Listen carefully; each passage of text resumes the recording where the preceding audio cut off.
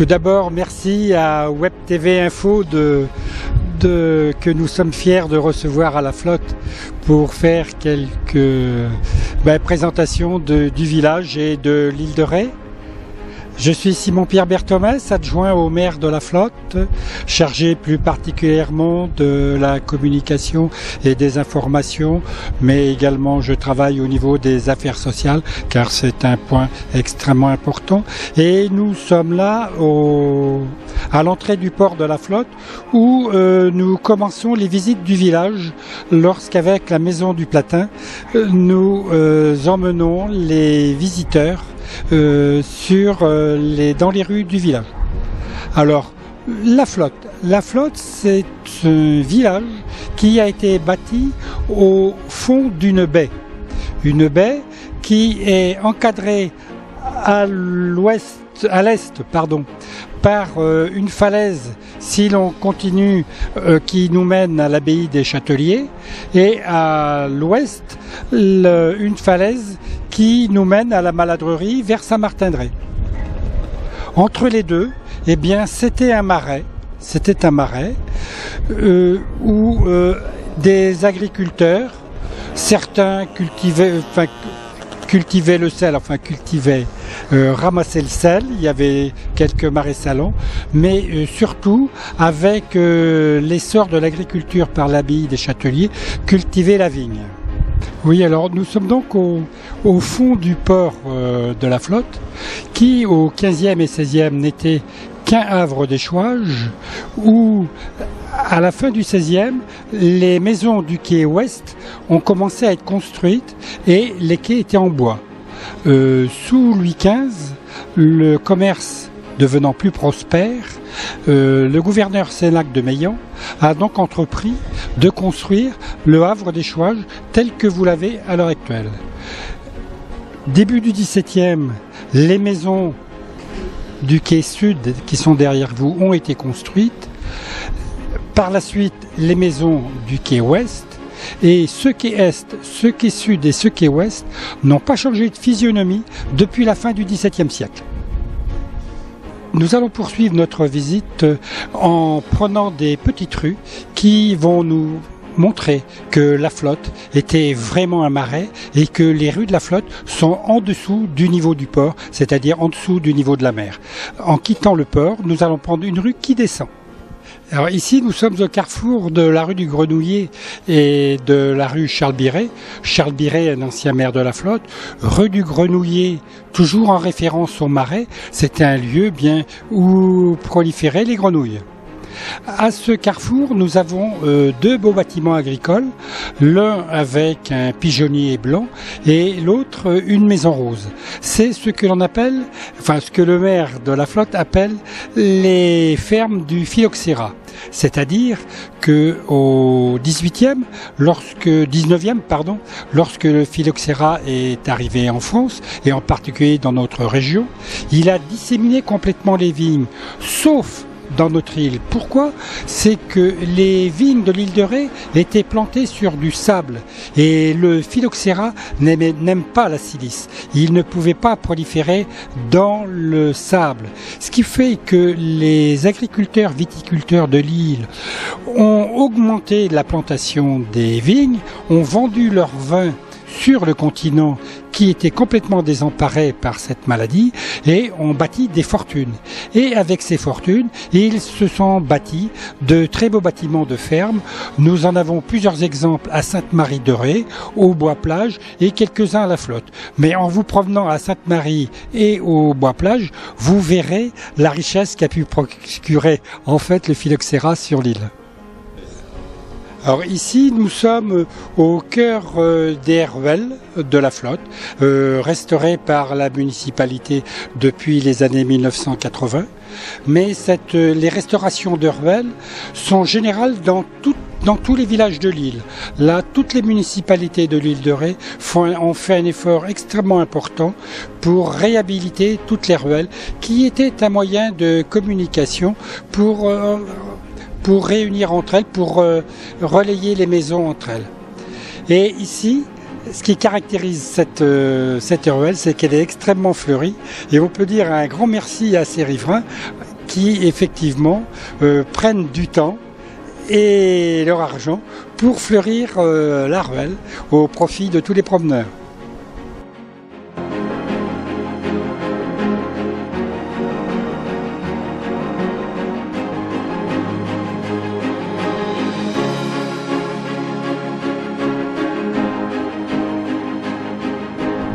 Ici, nous sommes devant le puits de la rue du Puy-Lysé. C'est un des 3 puits du quartier, donc le Puy-Lysé, le puits du Fer, un peu plus haut, et le puits de la ferme de Borgard. Ces 3 puits permettaient aux habitants du quartier de venir chercher de l'eau potable, car l'eau potable n'était pas dans toutes les maisons. Certes, les maisons avaient des puits, ou des citernes, mais les puits étaient parfois saumâtres et les puits des citernes n'étaient pas toujours buvables.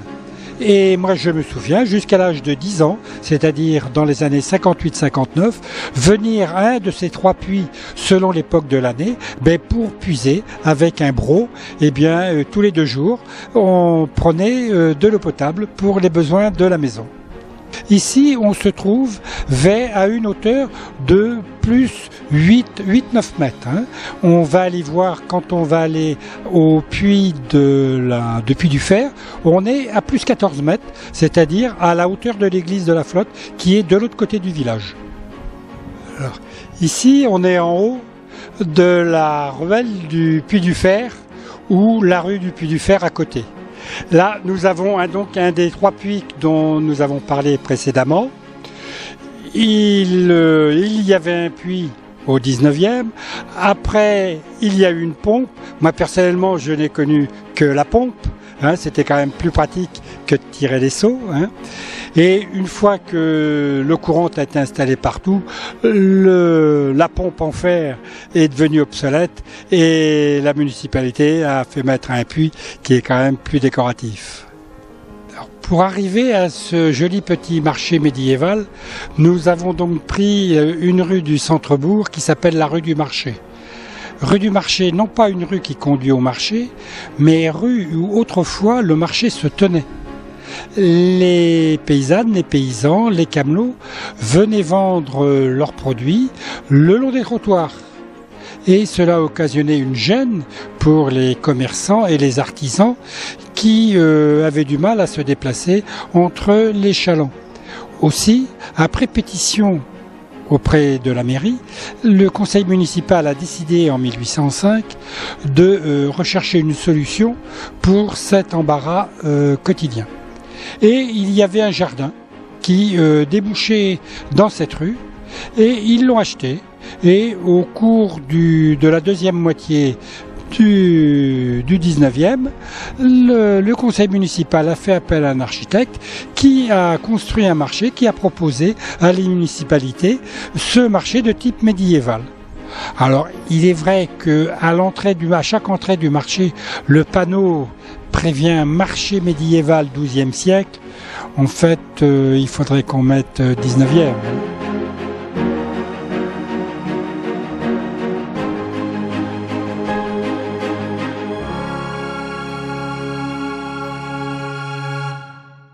Alors, nous sommes aujourd'hui avec Léon Gendre. Léon Gendre qui est le maire de la Flotte-Henri. Bonjour monsieur le maire. Bonjour cher monsieur. Alors monsieur Léon Gendre, vous êtes élu sur le village de la Flotte-Henri depuis combien de temps? Depuis 1977, c'est-à-dire 37 ans, exactement. 37 ans, dites donc, ça fait un bail, comme on dit. Oui, un long bail. Donc, lors de la dernière consultation, quels ont été les résultats? Sur la flotte, la liste que je menais a fait 55,51%. Et nos adversaires ont fait donc, par voie de conséquence, 49,49%. Si vous nous parliez de vous un petit peu, cher monsieur, comment vous pouvez vous définir? Je suis anticonformiste, ce qui peut d'ailleurs paraître paradoxal, d'être un peu en dehors donc, des règles classiques de l'élu, et néanmoins d'avoir été élu en 77 et réélu à 6 reprises, et avoir été élu à 5 reprises conseiller général. Pourquoi pensez-vous que les gens, depuis un certain nombre d'années, reportent leur voix sur vous-même? Ça, je crois qu'il faudrait leur poser la question. Je pense que une des raisons essentielles, c'est peut-être le travail accompli, je suppose. Mais je ne suis pas présomptueux. Je ne veux pas dire non, les gens ne pouvaient que voter pour moi pour telle et telle raison. Non, je crois que les raisons, c'est les gens qui les portent en eux. C'est pas l'élu. Quelles sont les plus belles réalisations que vous avez réalisées durant toutes vos mandatures? Au cours de ma mandature, je tire seulement 2 réalisations majeures. La rénovation du centre-bourg, avec l'acquisition de 5 propriétés donc derrière le marché, la construction des rues piétonnes, c'est-à-dire relancer l'activité commerciale et artisanale en plein centre-bourg. Et ça, on est une des rares communes de l'île de Ré à avoir encore des commerces alimentaires en centre-bourg. Et puis ça, c'était en 1980, de 80 à 83.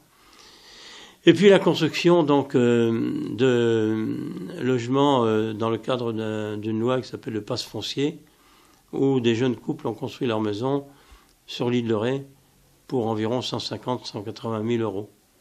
23 maisons construites en T4, donc il y a aujourd'hui 3 ans.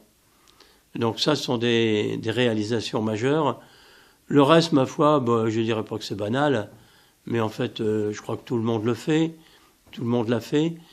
Mais réussir une rénovation de centre-bourg sans éloigner trop le commerce et l'artisanat pour continuer à faire vivre le cœur de la commune, ça c'est un défi.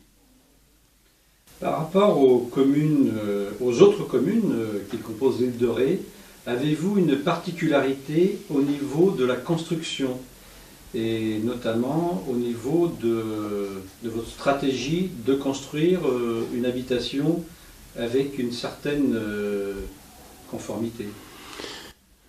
Déjà, la commune de La Flotte est très compacte. Elle est longue de 2 km, 2 km et demi. Elle est profonde d'1 km, alors que certaines communes ont une longueur, un urbanisme étalé sur 3, 4, voire 5 km pour certaines communes, un espèce de gros pâté qui s'étend partout. Donc déjà, la commune de La Flotte est très très centrée autour de son cœur de village. Et le cœur de village, c'est le port, sont les rues commerçantes du centre-bourg. Et puis aussi, la particularité de la commune de La Flotte, c'est d'avoir un vaste espace naturel qui est actuellement, pour partie en culture, pour partie en bois, qui représente plus de 1000 hectares. Il y a 200 hectares de zones urbanisées et 1000 hectares de zones naturelles. Ça, sur l'île de Ré, c'est une exception.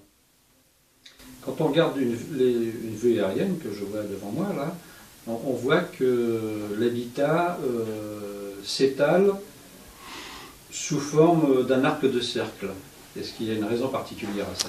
Oui, c'est un croissant, mais cette forme particulière est due effectivement à la géographie. Le port de La Flotte est au fond d'une baie. Et en fait, l'urbanisation s'est construite autour de son port.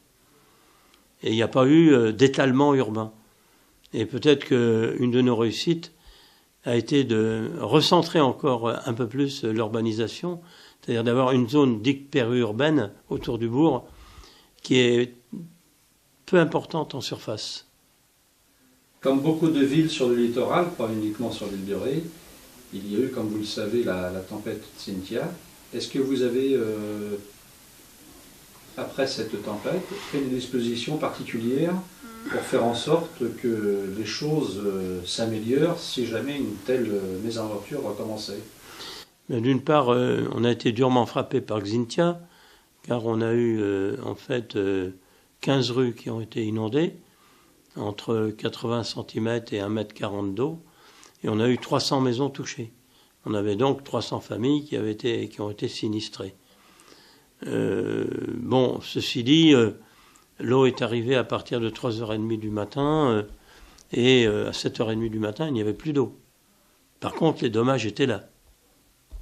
L'eau salée fait toujours beaucoup de dommages. Mais surtout, il faut se prémunir contre une éventuelle future submersion et il faut se protéger. Donc c'est ce qu'on est en train de faire. Le port donc va être, certains quais du port vont être rehaussés de 80 cm.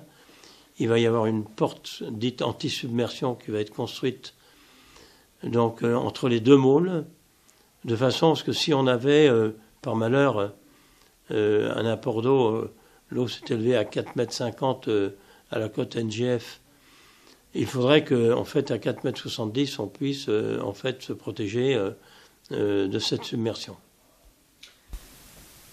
D'un autre ordre, vous savez que nous avons convenu de réaliser une émission en direct au mois de septembre, en partant de la flotte. Cette émission aura pour objectif et comme thème de voir comment on peut concilier la protection de l'île de Ré dans sa généralité avec un développement maîtrisé, mesuré de l'activité humaine. Avez-vous déjà, vous, réfléchi et avez-vous déjà des idées? Et que pensez-vous de ce thème de rester dans la mesure pour l'île?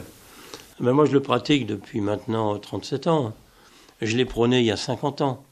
À savoir, on ne peut pas avoir le même type de développement sur une île qu'on a autour de la ville de La Rochelle, par exemple. L'économie du bâtiment ne doit pas être intense comme elle l'est encore aujourd'hui. On doit, si vous voulez, préserver les espaces et puis surtout économiser l'espace de façon à ce que l'activité du bâtiment puisse durer le plus longtemps possible. Si on mange les espaces urbanisables dans quelques années, que feront les artisans? Que feront les architectes, les géomètres, les maîtres d'œuvre en général? C'est la question qu'il faut se poser. L'urbanisation dans un petit pays comme l'île de Ré, un tout petit pays fini, il aura une fin. Donc cette fin peut être douloureuse. Alors que sur le continent, l'espace est vaste et on peut passer d'une ville à une autre ville. On peut se déplacer sans avoir beaucoup de kilomètres à faire pour trouver du travail. Ce n'est pas le cas de l'île de Ré. Alors au niveau de la population de la flotte, vous en êtes où exactement? Nous avons 2921 habitants. Alors par rapport au recensement précédent, on a une légère baisse de population. Alors, on a perdu en 8 ans, on a perdu 61 habitants. La raison, c'est parce que les personnes âgées sont décédées, ne sont pas remplacées. Est-ce qu'il y a un apport de la jeunesse sur l'île de Ré, et en particulier sur la flotte? Est-ce que la flotte peut permettre un développement économique pour assurer un métier à ces jeunes? Il y a plusieurs raisons qui font que il y a un certain tassement de la population sur la flotte par rapport à une commune comme Sainte-Marie, qui est rendue maintenant à 3300 habitants. D'une part, donc il y a eu beaucoup de décès. Le solde est négatif par rapport aux naissances. D'autre part, il y a beaucoup donc de Rétais qui ont en fait revendu leur maison à un prix très très confortable pour aller s'installer sur le continent. Ça, c'est un phénomène tout à fait nouveau, c'est-à-dire ils ont fait du monopoly, et ce monopoly, si vous voulez, est préjudiciable à la commune. Donc, pour répondre à cette situation, nous envisageons intensifier la construction de logements sociaux, de façon à retrouver une population qui soit proche de 3000 habitants. Néanmoins, nous ne sommes pas en dépopulation. Mais par contre, il est vrai qu'il y a un petit tassement aujourd'hui de l'évolution de la population. Quels sont vos axes prioritaires de développement de la flotte? L'axe de développement prioritaire, ce sont les activités traditionnelles. L'ostréiculture, l'agriculture. Les activités dites tertiaires, elles suivront. Mais je crois beaucoup dans le développement sur un vaste territoire comme la commune de la Flotte, de l'agriculture avec la culture de la pomme de terre, le maraîchage bio et également la viticulture. Donc on a une très belle carte à jouer. Encore une fois, vous êtes plus pour ce type de développement qu'un développement de la construction. Ben, je vous disais que la construction, l'urbanisation aura une fin. Si vous voulez, les arbres ne montent pas au ciel, dit-on. Hein. Donc, un jour, on sera obligé non point de ralentir, mais d'arrêter l'urbanisation. Premièrement, faute d'espace constructible. Puis d'autre part, la vie sera absolument impossible sur l'île de Ré, puisque lorsqu'on construit 10 maisons sur l'île de Ré, on peut construire environ 8 résidences secondaires pour 2 résidences principales. Si ça n'est pas quelquefois 9 résidences secondaires pour une résidence principale. C'est le premier élément du déséquilibre. Deuxièmement, les entreprises du continent construisent les 2/3 des maisons sur l'île de Ré. Ça veut dire que l'économie de l'île de Ré, si vous voulez, elle ne profite pas au boom, donc au super boom de l'urbanisation. Vous parlez vous dites que ça va arriver bientôt, mais ne pensez-vous pas que la limite est peut-être déjà atteinte? Ah ben non, elle n'est pas atteinte, puisque le dépôt des permis de construire, l'instruction des permis de construire par l'État est toujours encore soutenue. Les entreprises ont encore du travail. Non, on n'est pas arrivé à une période de crise. Mais, à mon sens, on a urbanisé à une telle allure sur l'île de Ré depuis ces 30 dernières années, c'est-à-dire depuis la construction du pont, qu'il va bien falloir ralentir.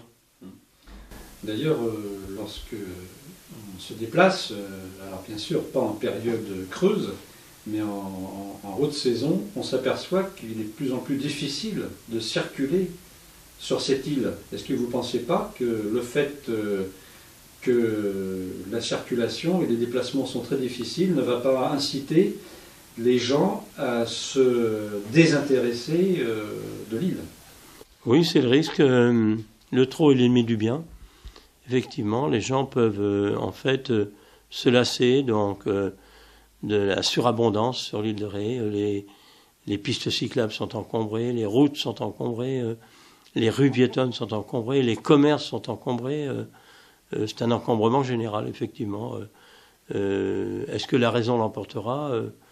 Je prône la raison, mais je ne suis pas trop entendu.